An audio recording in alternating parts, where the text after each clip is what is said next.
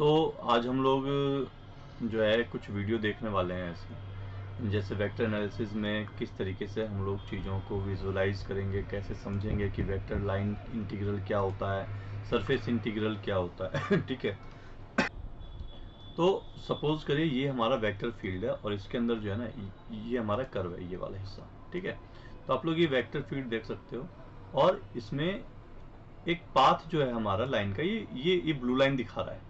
ठीक, तो अब टाइम जीरो पे जो हमारी रेड वाली डॉट है, जो पाथ है वो कहाँ है, नीचे एक जगह स्थिर है।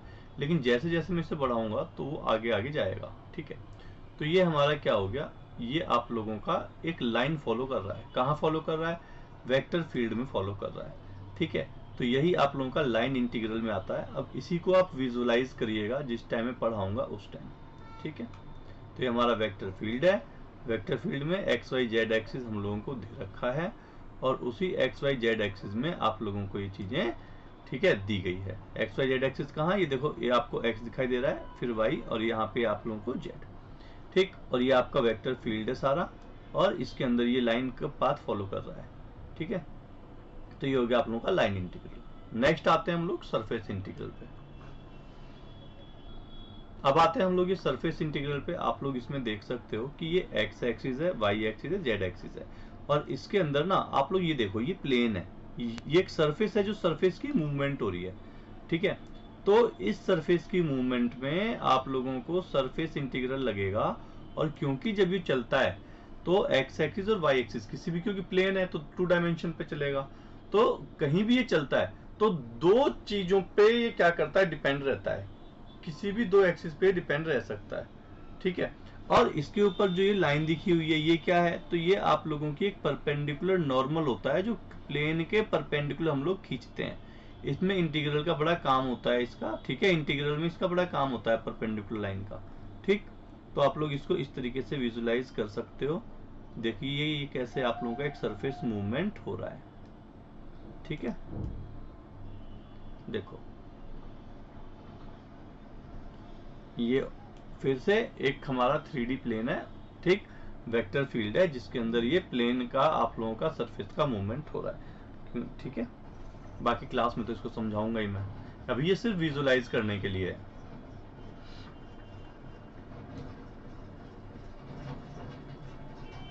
ठीक है, और इसमें एक चीज और ध्यान दीजिएगा कि ये जो कट लगे हुए हैं ना, छोटे छोटे पीसेज हैं, जो छोटे छोटे पीसेज है आप लोगों के, ये इसका यूज होता है क्या, कि पूरा सरफेस है ये तो हम कैलकुलेट कर नहीं सकते, तो हम लोग क्या करते हैं, इस पूरे पे कट मार देते हैं खूब सारे, और उसमें थोड़े से का स्टडी करके इंटीग्रेट करके पूरे का स्टडी कर लेते हैं। ठीक है, तो ये हमारे डीएस करके आएगा, आगे मैं उसको समझाऊंगा क्लास में।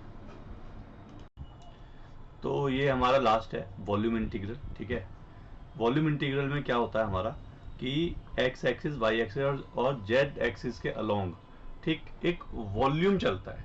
ठीक है, मतलब एक पॉइंट चलती थी, एक सरफेस चलता था, और अब एक वॉल्यूम चलेगा। ठीक है, एक लाइन हो गया, एक आप लोगों का सरफेस हो गया, और ये आप लोगों का लाइन, ये आ गया, वॉल्यूम आ गया। तो ये आप लोगों का क्या है कि कोई भी वॉल्यूम है जो एक्स, जेड और वाई एक्सिस के अलोंग है। ठीक है, और वो इस तरीके से आप लोगों को दिखाई दे रहा है। अब मान लीजिए कि मैं इसमें एक्स और वाई के अलोंग चीज़ों को वो करता हूँ, मूवमेंट करता हूँ। ठीक है, देखो तो आगे की तरफ जा रहा है, और आप लोग इसको, ये देखो, ये वाई एक्सिस की तरफ जा रहा है। ठीक है, तो इस तरीके से हम लोग जो है देख सकते हैं कि इसमें किस तरीके से मूवमेंट होती है।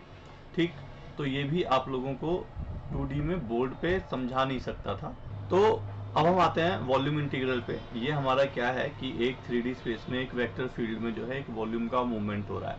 ठीक, तो इस वॉल्यूम के मूवमेंट में एक एग्जांपल देता हूँ मैं आपको। ये देखिए, ये एक्स एक्सिस के अलोंग हो रहा है। ठीक है, आगे की तरफ, पीछे की तरफ, ये आप लोगों का वाई एक्सिस के अलोंग हो रहा है।